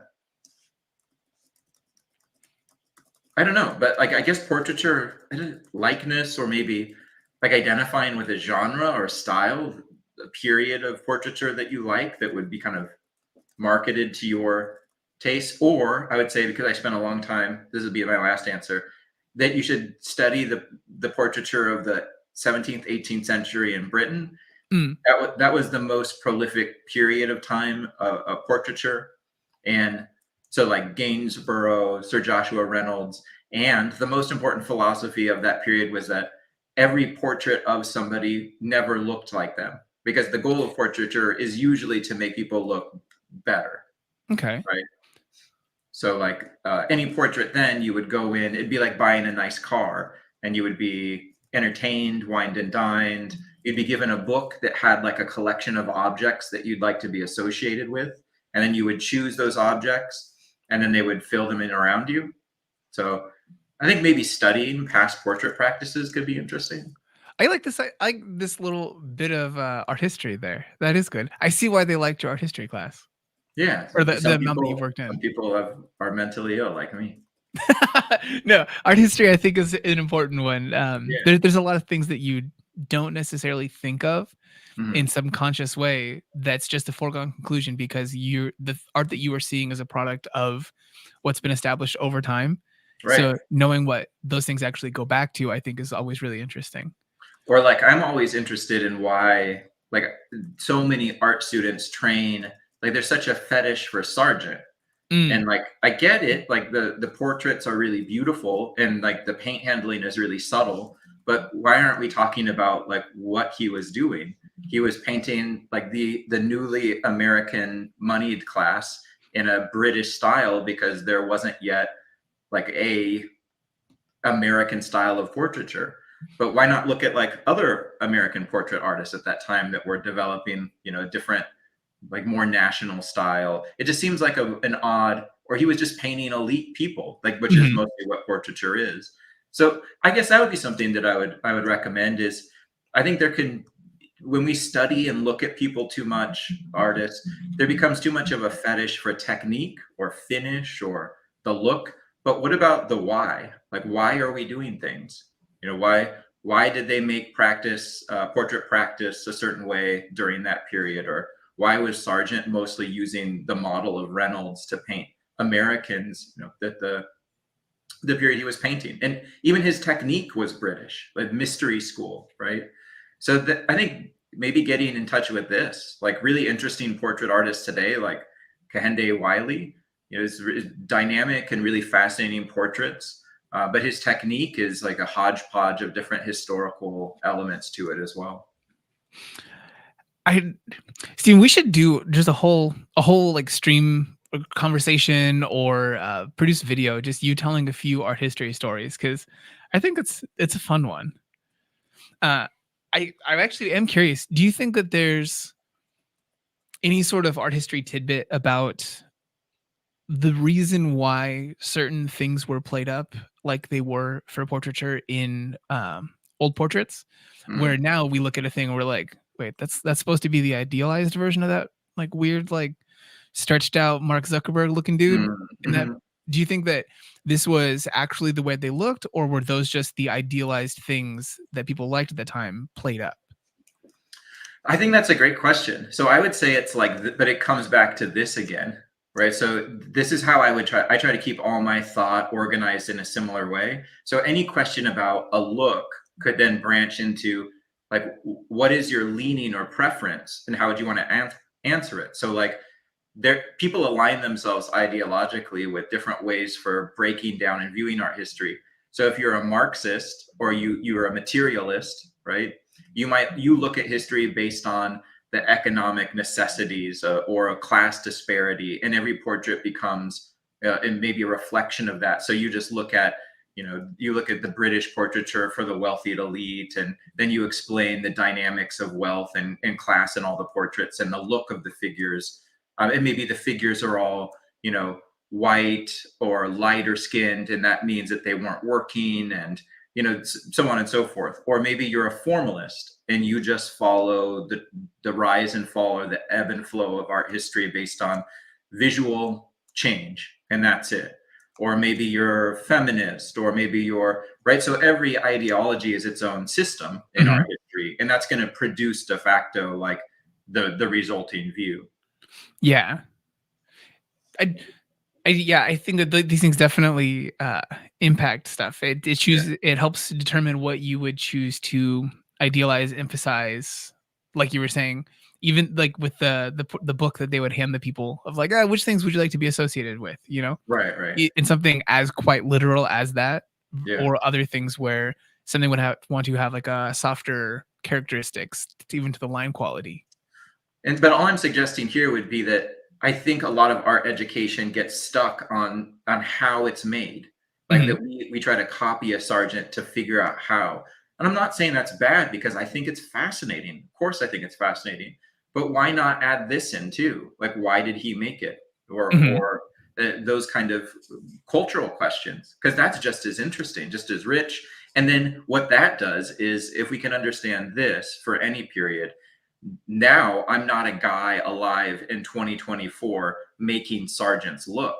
Now I Mhm. can take the technique and aim it differently, right? Or give it the contextual framing of today to update sergeant. Wouldn't that be Yeah. more interesting? Yeah, I Yeah, agree. Yeah, like, using the things that are the implications of that, the right. reasoning behind them, and Yeah. playing with it. So Jimmy Two Shoes jumping to the head of the line again, paying Yeah. $2 to Two ask, months. what's Wow. yeah, Jimmy $2 now. Mm. Uh, Best way to tackle anatomy in perspective. You can choose to take this, I think, in like a head direction, or if you want to do this for a full body also, because you do Right. have more than one course. Yeah. What's the best way to handle anatomy and perspective?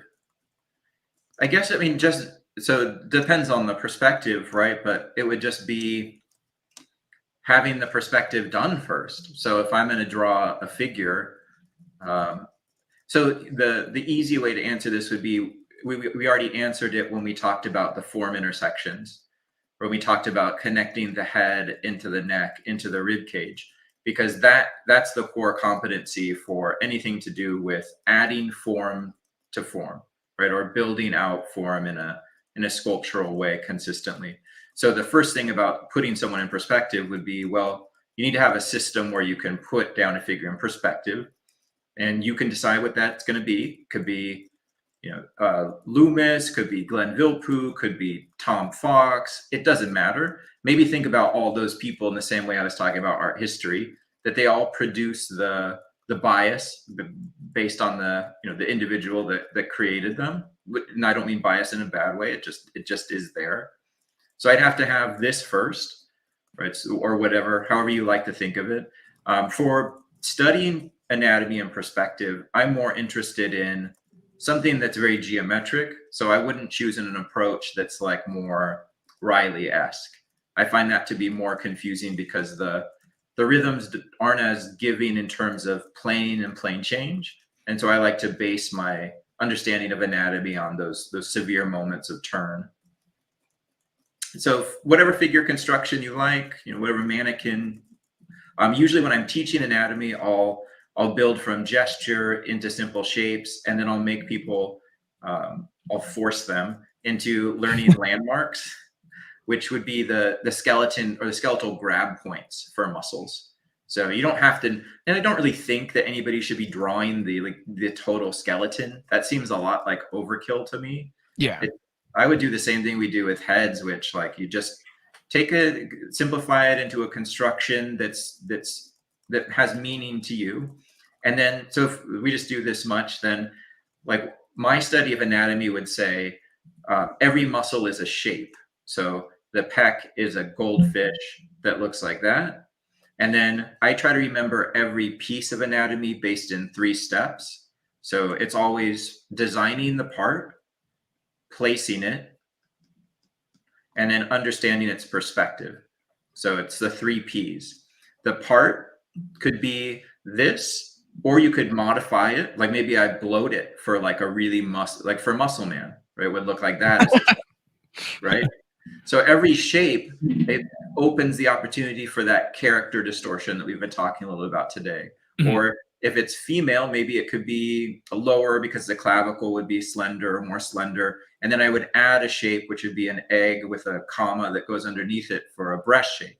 So it's the exposure for variety is infinite, right? As much as you can think of.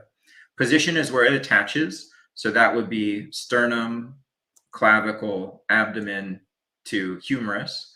And then position, I also think of gesture because these positional skeletal points can change. So what does that mean? That means that our part also has a stretch and a pinch. So I would just infect that shape with an S if I was going to stretch it. And then if I wanted it to be more compacted, I would build it out of C's, which in my thinking would be bringing the form in. So that's a Mhm. compression. And then perspective is what sculptural quality would this as a muscle contribute to the body? And the chest to me is a box because the mass would be held for men lower near the nipple line, and you get that slight step there.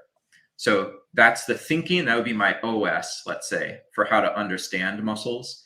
And then once that's understood, now it's just a matter of bridging it. But now we're just doing form intersections. So this has to sit on the dominant form, which is the box of the rib cage. As soon as it hits this corner, your chest doesn't wrap around to your back. So I know as soon as I hit my box, it's going to leave. Anytime a muscle isn't touching a form or sat on it, then it would be S or C. So all connection areas are S or C. So this, because the arm's going back, is going to stretch. Mhm. So that becomes an S. Maybe this would become more of a weak S. And then this has to tie into the cylinder. So that goes about a third of the way down. That goes with, so that's intersecting to this direction, overlapping. So it's like kind of fitting progressively little pieces of cloth on top. And then when it's all connected, then I would do the last stage. So that was part, position, perspective now. Well, it's not going to be the same as this box because the mass has now been pulled back and thinned. So I'm going to just do like a very light corner change. And you could use this system on any perspective position, right? It doesn't matter that it's foreshortened, not foreshortened, straight on, back view. It'll work every time, right? It's an easy way to understand how the muscle sits and contributes to the perspective. And then once you get this, then then you don't need the underbuild. Okay. Yeah. I hope that answers what you were looking for out there. I know that every once in a while someone will get an answer that's maybe like a process outside of what they're willing to do in this particular moment. You're And right. so they'll like often ask like a follow-up question or something to try to coax it more towards what they're looking for. But Right. I hope that works for you out I there. hope so too. Because I will not do anything else. That is it. There was so you talked about the idea of the goldfish, the little Mhm. shape that you keep as this mnemonic. Wasn't Yeah. there's one that's like a baby bear? Oh yeah, the serratus I think is a bear that's hugging you from behind in a way that's not at all creepy. Just like let's say there's a little bear that's running around that has like really like viciously shaped claws that is running up from the back and grabbing you around. Like right here. Yeah. Yeah. So that would be this. Here's a little head. That's how I think of that. Okay, I guess this is good. Yeah, that was a good video. I think was that the first thing that you did with us? No, I don't think I've ever done an anatomy video. Well, there was one you were doing a gesture Oh yeah, video. Jeffrey do anatomy. Yeah, yeah. Did I talk about it in that one? I believe so. Oh, Yeah. oh boy. Yeah, there's a shorter version of that that's on YouTube, and then if you go through the description of that video, it takes you to Mm, the full thing oh boy. because you put on a dissertation. Oh The no. whole thing. It was great. Oh boy. Um, Sillustrations or Silustrations, not too sure. I don't know what Said, that means. well, this is their name. Oh. Yeah, this is why I'm wondering if it's Silas because there's only the one L. So Mm. they said, "Hey, I got the head construction course, and I'm having trouble with how big, how open, or smushed together to make the ellipses in different angles. What exactly am I missing?" The ellipses in like for the brow line. Is that what you're That's what mentioning? I'm imagining. Yeah.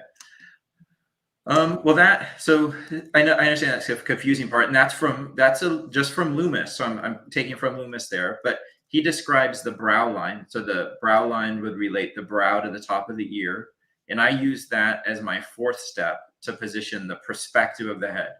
So let's say in a view where it's straight on, the brow line would offer just a horizontal line through those points. But the way it's described, and I think it's useful once you get your drawing to start to work with it, is if I have a head that's looking up, I can use the same line by tracing those points to produce an ellipse that will give a thematic perspective to the whole. So if somebody's looking up at the sky, their brow goes up, their ear goes down. So I would use that and connect a ring through here, or let's say an ellipse that's drawn all the way through. And that wrap, the quality of this wrap, if I take it over here and present it just as the cylinder, right, this would now be the perspective that the head is looking up or down. What I think is challenging, and I try to introduce this in the class because I think a lot of people have a difficult time or find error with this, is that they'll move this line higher or lower in the shape of the sphere. The reason that's problematic is because the brow becomes one of our most important markers for proportion, right? So chin. So the most important thing when doing that would be trying to maintain the brow at the equatorial center of the ball, which I realize sounds annoying. So you could try adding this, like here's my head, that's the ball shape. Now, because I know I want to try to keep this center, what that center is just the major axes of the cylinder or the ellipse. So that has to be center, right? I want this to feel like the equator on the globe, right? Even if the globe is tilted in space, it doesn't mean the equator is flat or straight. So you could try starting with the straight. Where is halfway on the ball?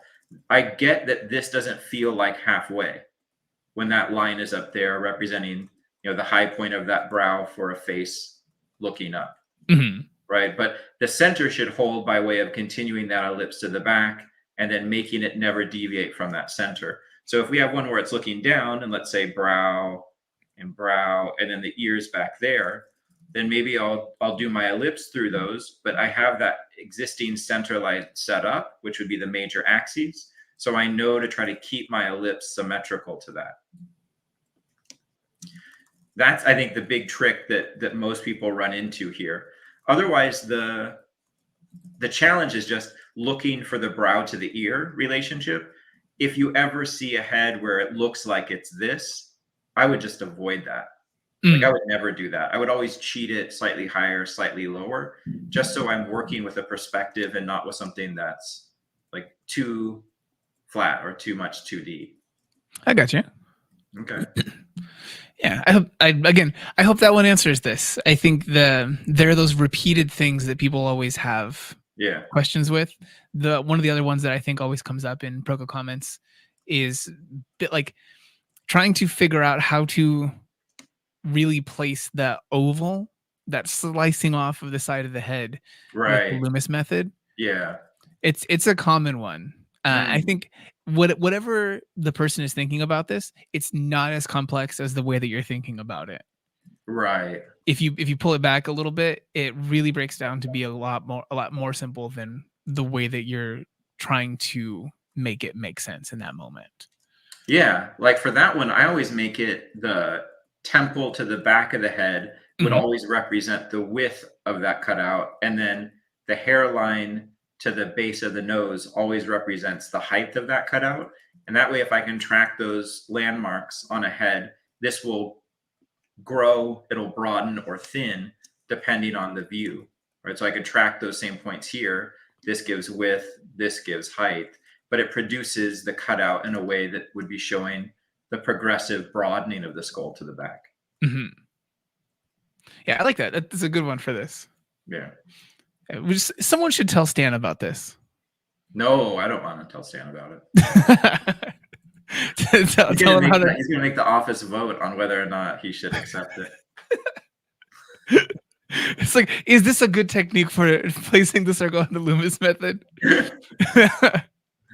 I don't know.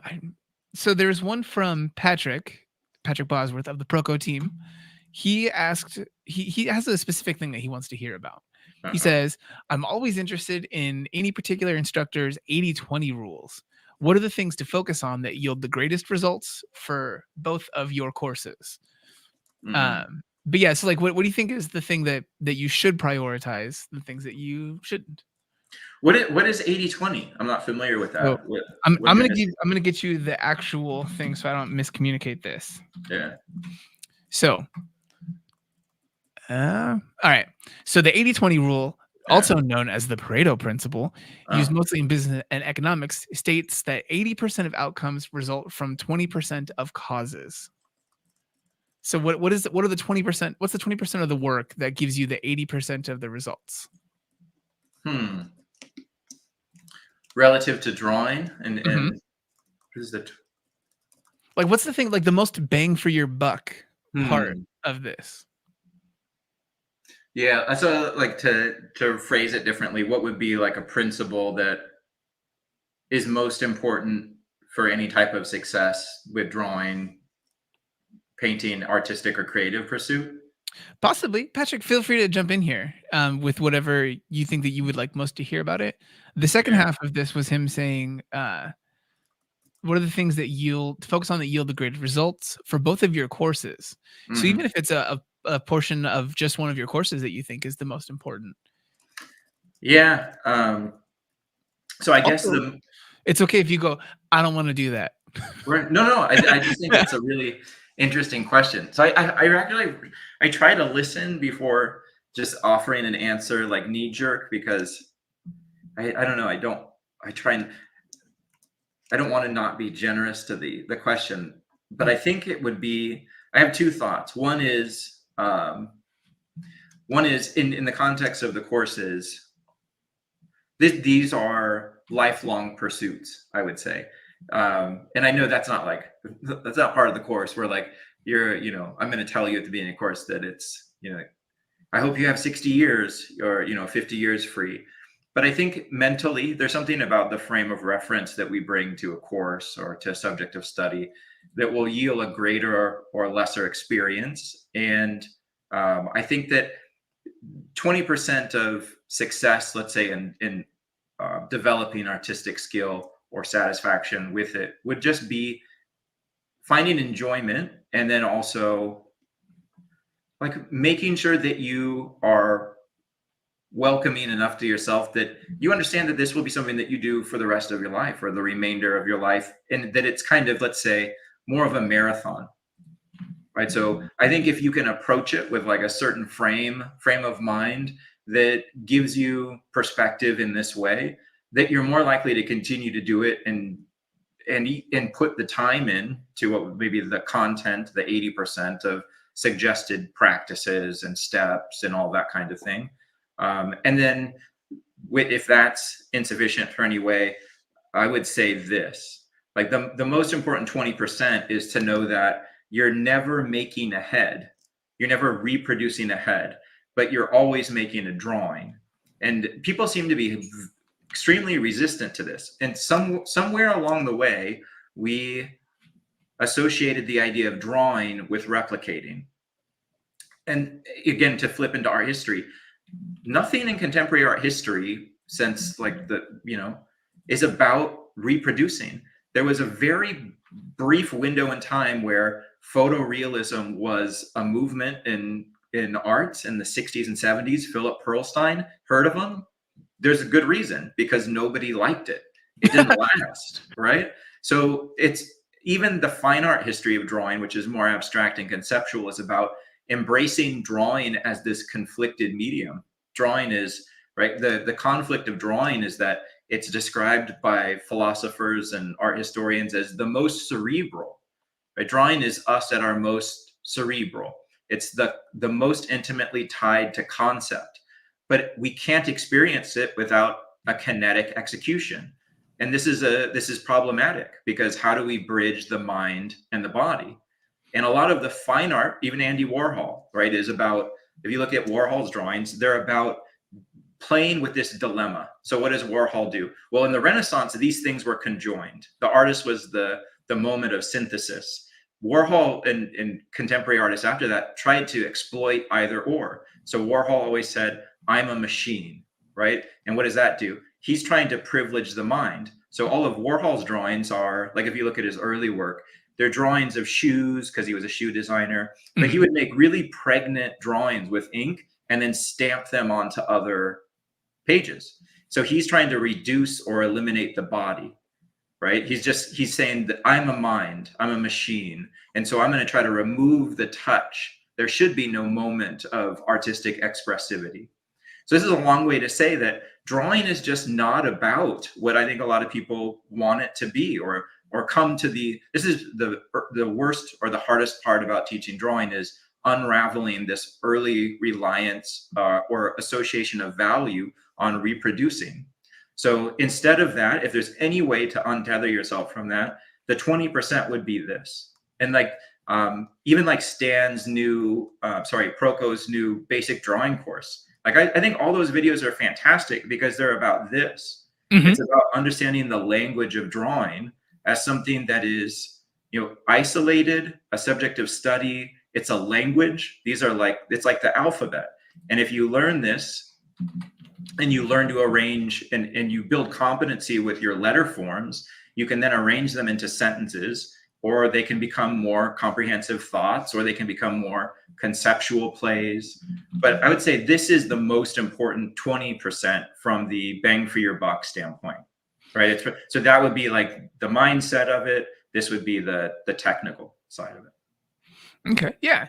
I think so. Patrick, he followed up in there and he said that it was something that he was definitely trying to figure out the exact phrasing for, but that he thinks that you getting into that core principle of letting go of that idea, it definitely addresses the kind of thing that he was looking for there. Cool. Yeah. Glad I fumbled my way into an answer. Yeah. You took it down to it's like primitives, the primitives of that concept. It was good. I don't know. We're in the last like 13 minutes of the original time frame that we laid out. Is there anything that you definitely want to really communicate, or do you still want to get some more questions? No, I don't really have anything that I want to communicate other than, yeah. Okay. Yeah. All right. If I'm looking here at the chat, I think I see this mention. Apparently, there's a sale going on at PROKO right now. Oh, I didn't know about that. Can you tell us about it? Yeah, so I guess right now on PROKO, that if you use the code summer sale, you can save 20% off pretty much everything on the website, whether that's going to be a course from Stan Prokopenko, like you mentioned earlier, a course from you, Stephen Michael Hampton, a course from Ryan Benjamin, who we're streaming with later today at 2:30 p.m. Pacific time. Nice. Here on YouTube. Any of those things, that's all 20% off right now. And you can save an additional percentage if you bundle things, which happens automatically. You start shoving stuff into your cart, it's all going to bundle. It's going to get there for even less. You just got to use that code summer sale. So if you like anything that's being said here, you can get that in a way that you can rewatch for all time and all eternity, as long as the internet exists, by buying one of those courses for 20% off right now. And if they don't like it, is there like a complaints department at PROKO? Absolutely. Yeah, it's Kimberly. It's support@proko.com email address. You guys should send as many emails as you don't do that to Kimberly. No, if you guys do have a genuine complaint or anything, reach out. We're happy to work with people about stuff. We're not like Amazon or anything like that. Like we don't have some crazy bottom line we really want to make you guys stick with. If you start a course, just let us know if something's wrong with it. That's fine. Oh, I was thinking more like if people were offended by things I said today or shared. Oh, yeah. No, they should reach out to you over at so what was Stephen Michael Hampton on Instagram. That's where they should reach out to you. Right. Thank you.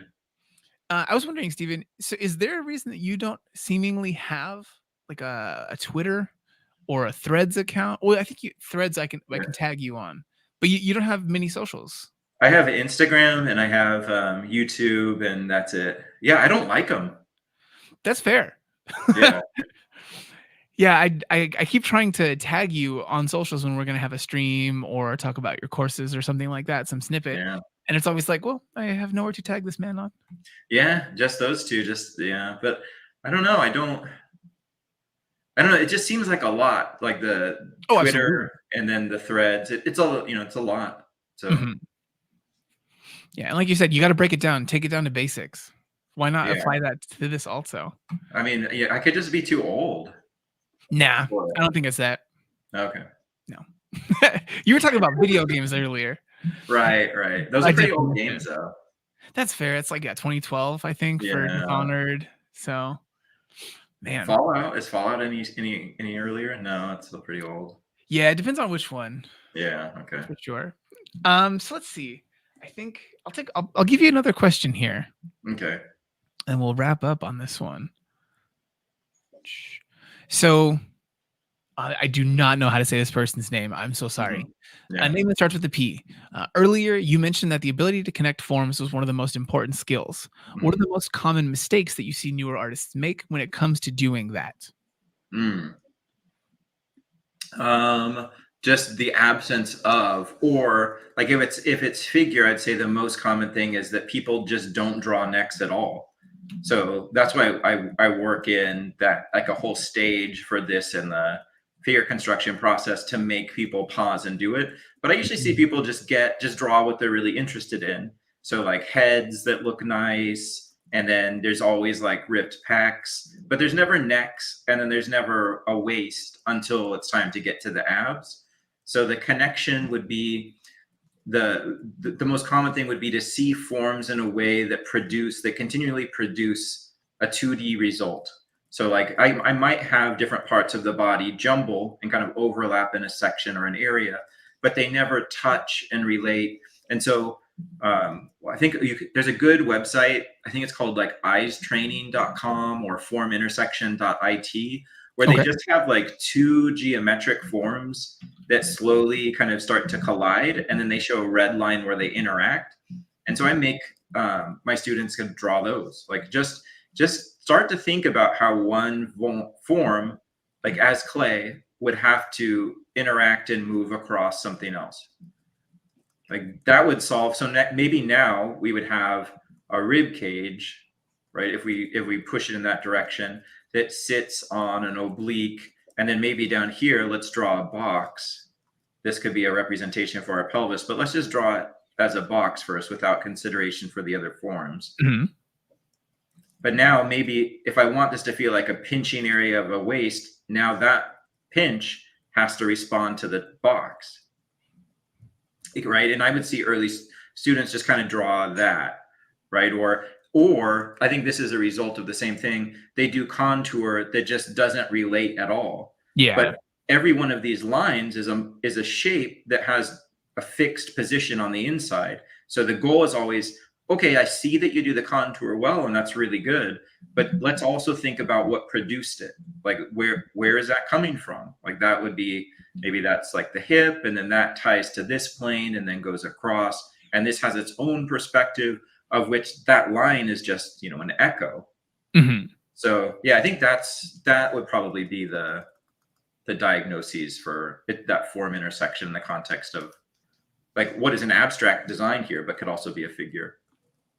Okay. Yeah, no, I like this as a thing for a person to watch out for. I don't like when people do it. Right. Yes. That is Yeah. a piece of advice for them. Yeah. Uh, so two things real quick. Hmm. I guess three. So what is the tablet that you're using currently? It's a Wacom tablet, Is it Intuos Pro. okay, so not a screen tablet. No, Okay. I really dislike the screen tablet, drawing on the screen tablet. Interesting. Okay. Then I guess the next one from there was, again, this is Jimmy Two Shoes, but he did not pay for this one. I just think, Mm, I'm letting him coast on credit on this one. nice. That's nice of Uh, you. yeah, I try. But yeah, he asked if you were drawing from the wrist or from your shoulder during all of this today. I always try to draw from shoulder, but if it's like hatching would probably be wrist. Everything else is shoulder. Okay. And then Stephen, we got one. The thing that we talked about before, just now here in the 11th hour. Siddharth asks, "Sir, which brush are you using?" It's so funny you should ask that. I'm not at all prepared, but I'm using the stock Photoshop brush, which either the soft or the hard, and then I just turn on pressure sensitivity with these things. It's perfect. Yeah. I knew it was gonna come up. Yeah, thank you for that. I appreciate it. Sure. All right. I guess the last thing that we really got to do here is just throw people back to your course over there. If you guys are in a place where you can buy a course or you want to buy a course, we have payment plans on PROKO that will help you to be able to kind of like plan that out, stretch it out a little bit if it can all happen in one go. But you might not even have to do that because right now everything is 20% off on PROKO.com. So if you just use that code summer sale, that'll be all up in the banner. You don't have to remember it here. You can save 20% off the courses, reference, brushes. If you do want brushes, we do have those. If you're not a super cool soft round, hard round like Stephen Michael Hampton here. And then if you guys do want to follow Stephen Michael Hampton, which I recommend very highly, this is his Instagram. It's the name. Right. You guys should follow. I think that you guys have been doing a good job of pulling out stuff from your courses to post as reels with interesting material every couple days. Mm-hmm. So people should go follow. If you can't buy anything, it's okay. They're giving it away for free. Yeah. Tons of free stuff on Instagram and tons of free lessons on YouTube. So you could learn some stuff for free. Definitely a lot of stuff. Mm-hmm, absolutely. As it should be. Yeah. So Stephen, thank you for joining me here today. Yeah, that was fun. Thanks. I had a good time. Yeah, thank you. I hope so. Yeah. If anyone wants to find out any more things about how to learn to draw, you're in the right place already. It's right here. Have a good day. Do some stretches. Drink some water. And have a good one. Adios.